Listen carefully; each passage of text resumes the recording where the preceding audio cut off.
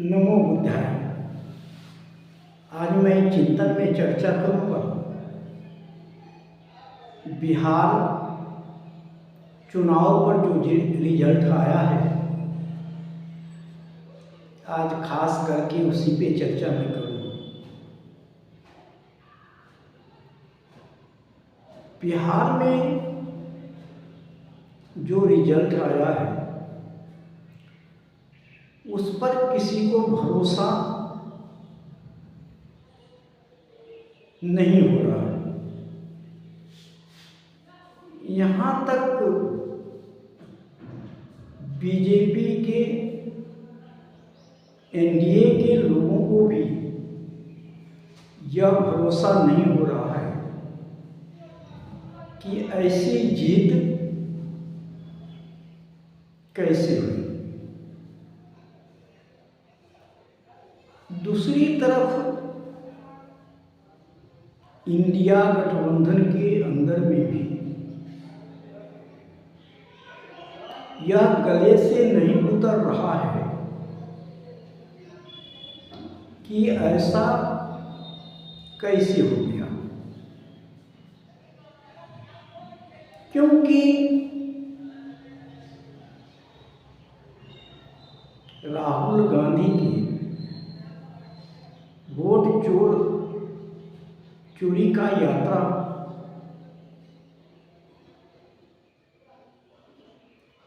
तेजस्वी यादव की पूरे बिहार की हुकूमत यह साबित करता है कि बिहार में जागरूकता आई है, जनता के बीच में जागरूकता आई है, मतदाताओं के बीच में जागरूकता आई है। जब राहुल गांधी का मीटिंग हो या तेजस्वी यादव की मीटिंग हो तो भीड़ यह साबित कर रही थी कि लड़ाई कहीं न कहीं कांटे की टक्कर है। जब तेजस्वी यादव की भीड़ हो या राहुल गांधी की भीड़ हो, वह भीड़ भारी की भीड़ नहीं थी। उसमें लोग सुरक्षा से भाग लेते रहे। इससे साबित होता था कि बिहार में परिवर्तन का लहर है।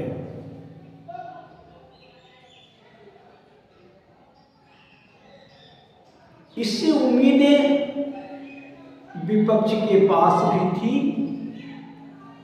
और जनता भी ज्यादातर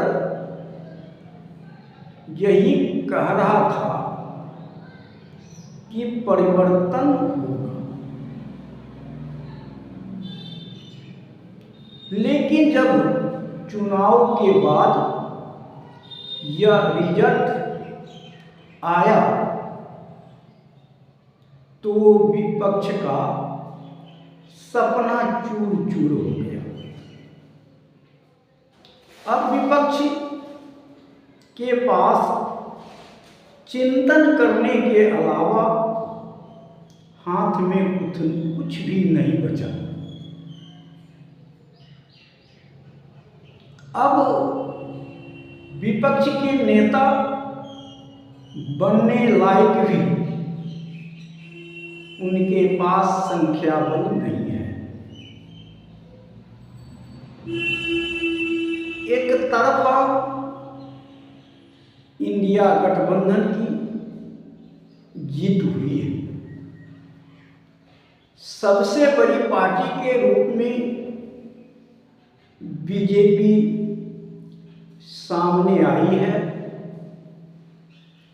नीतीश कुमार पीछे के तरफ ही दूसरे नंबर की पार्टी बने हैं।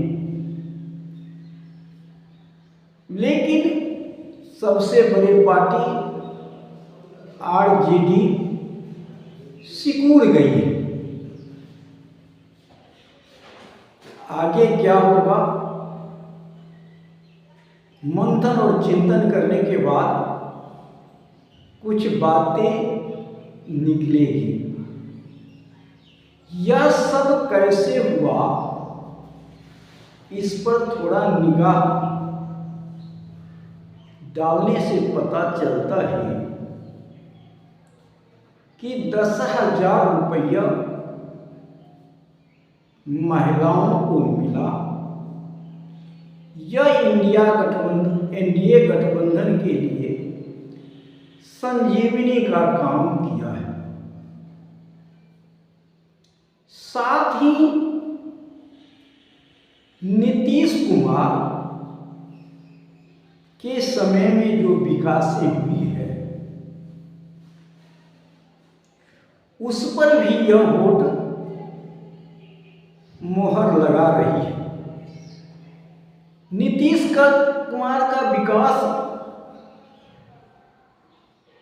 ऊपरी स्तर पर दिखाई नहीं पड़ता हो,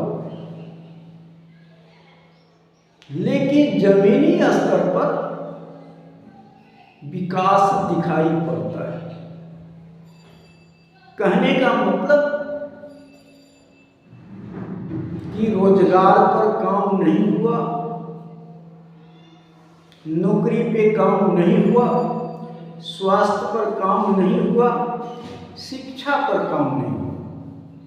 नीतीश कुमार के समय शिक्षा के ऊपर काम नहीं किया गया, न स्वास्थ्य के ऊपर काम किया गया, न बेरोजगारी पलायन को रोकने पर काम किया गया। लेकिन जमीनी स्तर पर कहीं न कहीं 2 साल के अंदर, 3 साल के अंदर कुछ काम ऐसा दिखाई पड़ा जिससे कि नीतीश कुमार के प्रति जनता ने भरोसा जताया। ये 6 महीने के अंदर, साल भर के अंदर जो भी कामें हुई जनता के बीच में, जैसे नल जल योजना, बिजली करीब 24 घंटा बिजली देना, और शराबबंदी विपक्ष के विरोध के बाद भी, बीजेपी के विरोध के बाद भी, सत्ताधारी पार्टी द्वारा शराबबंदी फेल होने के बाद भी, हालांकि शराबबंदी फेल रहा, लेकिन इसके बाद भी महिलाओं में संतोष रहा कि शराबबंदी से महिलाओं का उत्पीड़न कुछ कम हुआ है, जिससे महिला नीतीश कुमार के ऊपर भरोसा किया, एनडीए के ऊपर भरोसा किया। तो एक मुद्दा तो 10,000 रुपया वाली रहा, दूसरा मुद्दा शराबबंदी का रहा, और जो कुछ समय में बेरोजगारी दूर करने के लिए जो नौकरी की बहाली हुई, इस पर भी नीतीश कुमार के ऊपर जनता ने भरोसा जताया। ये इसमें केवल नीतीश कुमार का वोट नहीं है, इसमें मोदी के नाम पर भी वोटें पड़ी। अगर मोदी के नाम पर, धर्म के नाम पर अगर वोट नहीं पड़ा होता तो शायद इस प्रकार जीत दिखाई नहीं पड़ती। तो यहां पर सारे फैक्टर काम करता है। लोगों को कहना है, ऐसा ZIR जो हुआ है, यह भी एक फैक्टर है। कहीं न कहीं इससे विपक्ष को धक्का लगा है और एनडीए को फायदा हुआ। राहुल गांधी का वोट चोरी का मुद्दा जनता के दिलों तक नहीं पहुंच पाया और जनता ने उसे नकार दिया। लेकिन समाज के अंदर में, जनता में दिखाई पड़ता है कि बीजेपी के द्वारा मैनेज भी किया गया है। चुनाव आयोग कहीं ना कहीं बीजेपी को, एनडीए को साथ दिया है। दोनों में साठ-गांठ भी दिखाई पड़ता है। तभी इतनी बड़ी जीत हुई। साथ ही इंडिया गठबंधन के अंदर में जितना एकजुटता दिखाई गया, अंतिम समय आते आते एकजुटता में कमी दिखाई पड़ी। सीट बंटवारे के लेकर के जिस प्रकार कांग्रेस और आरजेडी में तानातानी हुई, यह भी एक नुकसान किया। दूसरी तरफ कुछ सीटों पर दोस्ताना मुकाबला जो हुआ, इसको सत्ताधारी भुजाने में सफल हो गया। सत्ताधारी ने इसको जोर शोर से उठाया कि इंडिया गठबंधन के बीच में तालमेल की कमी है, मतभेदें हैं। जनता तक ये भी बातें गई। दूसरी बातें पहले से भी कहा जाता है कि कांग्रेस सबसे कमजोर कड़ी इस चुनाव में दिखाई पड़ा।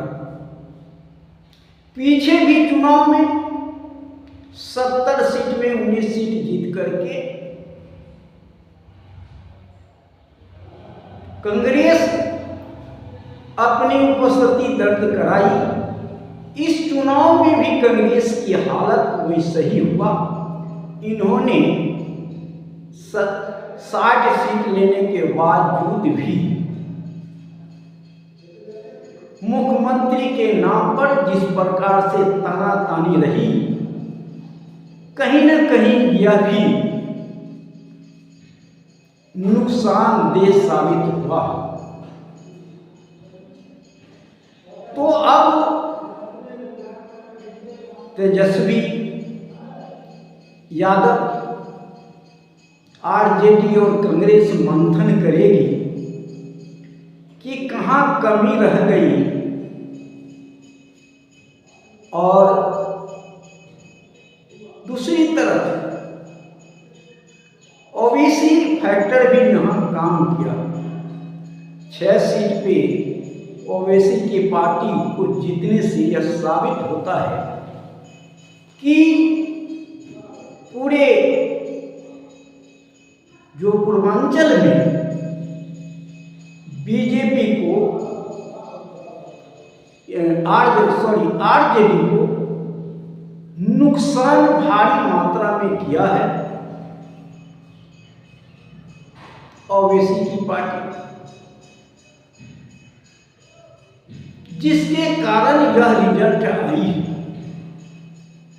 कहीं न कहीं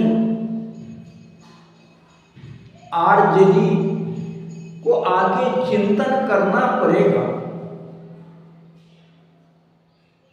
और इस पर विचार भी करना पड़ेगा कि ओबीसी को दूर रख करके बिहार की चुनाव नहीं जीता जा सकता। अब मंथन करना ही एकमात्र रह गया। विपक्ष हारने के बाद भी निराश नहीं होता है। राजनीति में कोई आज हारता है कल जीतेगा। राजनीति में किसी की कुर्सी बरकरार नहीं रहती है। हारने वाले भी जीतने की उम्मीद लगाए बैठती है और आगे जोर शोर से लड़ती है और जीत भी जाती है। उदाहरण आप देखते होंगे, जो हर्ष पे रहता है वो फर्श पे चला जाता है, जो फर्श पे रहता है वो हर्ष पे चला जाता है। तो कुछ भी हो सकता है।